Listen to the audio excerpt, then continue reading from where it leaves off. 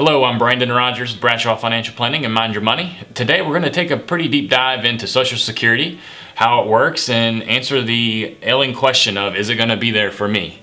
So let's take a closer look.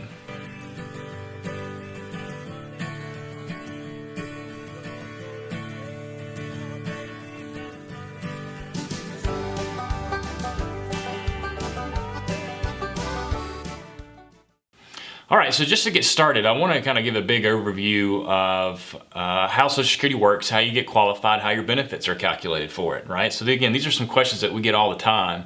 And then again, the major question of, is it still going to be there? Well, first off, how it works, you got to be at least age 62, disabled or blind to get it. Again, there's a lot of nuances to Social Security and disability and things of that nature, so it's of course going to depend on your situation. But in general, you've got to pay into the system, right? Either through payroll taxes that you put into your wages or your employer puts in for you. So those are some major keys that we'll look at.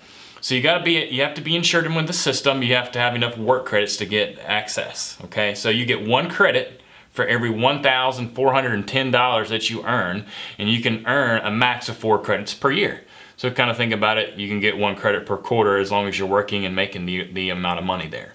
All right, for retirement benefits, which is one everybody's really concerned about, you need 40 of those credits. Okay, so there's different numbers for disability and so forth, but 40 credits for retirement. And then people always ask us, hey, how's my benefit actually calculated? Well, your benefit's actually calculated by the highest 35 years of earnings, but those other prior years are also adjusted for inflation. So it really does take your highest 35 years and it runs us through this big, long, complicated formula and pops out a number. Again, the earliest you can start it is age 62, but the latest you want to delay it is age 70. And your benefits do increase every year you delay. So again, we've got some really good resources to really take a look at that closer and how it really impacts you and look at a planning for a family. So let's talk about the concerns. Well, the concerns that we have out there is people hear as well, it's not going to be out there for me. I shouldn't count on it. I don't want to put this in my plan. If I get it, it's just icing on the cake.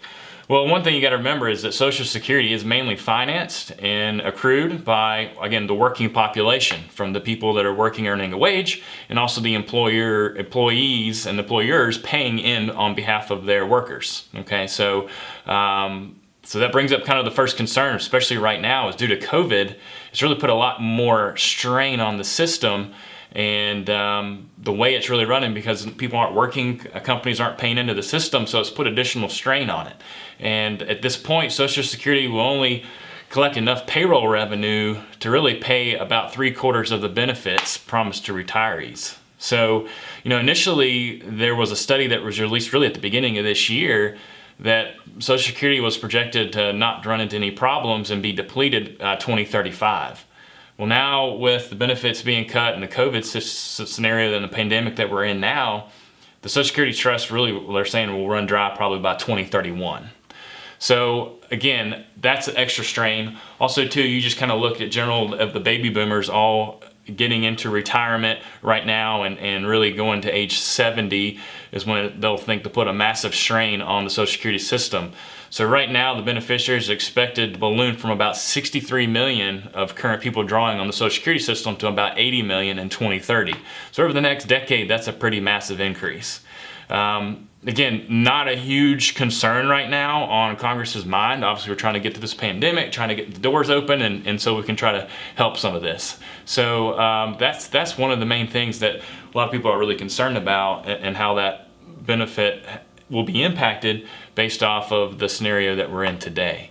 Congress does have to act on this, and it's going to be something that's really going to be focused on, hopefully. And again, you know how Congress works. It's going to be kick the can down the road until something needs to be done.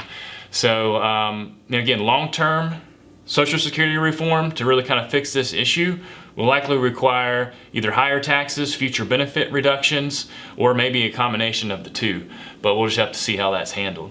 But one thing to kind of put you to ease is, historically, Social Security has changed many times, and we'll talk about some of that. But historically, Social Security has never cut benefits of current beneficiaries or those approaching, the retirement status. So that's definitely something good. Some of the changes in the past that's happened, in the 80s, Ronald Reagan came into office and said, hey, up to 50% of your Social Security could be taxable, up to a certain income wage. Also, then in the 90s, Bill Clinton came in the office and he said, you know what, up to 85% of your Social Security can be taxed up to certain wage limits. So again, these wage limits were never adjusted for inflation. I think Congress conveniently forgot to do that. So therefore, the wage limits are pretty low. A lot of people really need to plan on having their Social Security taxed down the road. So that's something else. And another recent change that people may be familiar with is that in 2015, they did away with the File and Suspend Act. So that helped reduce the stress on Social Security as well. And so what they did there is that people were grandfathered in if they were born before January 2nd, 1954. So again, the moral of the story, Social Security is going to be there in our opinion. It's certainly going to change.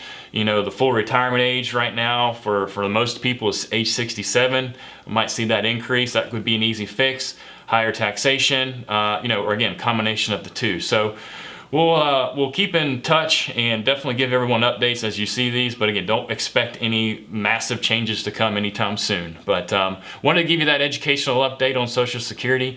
And if anybody's got any other questions on how it might impact their certain situation, certainly reach out to us. Stay tuned for some more videos coming out for us. Subscribe to us if you haven't below. And again, reach out to us with any questions. I'm Brandon Rogers with Mind Your Money.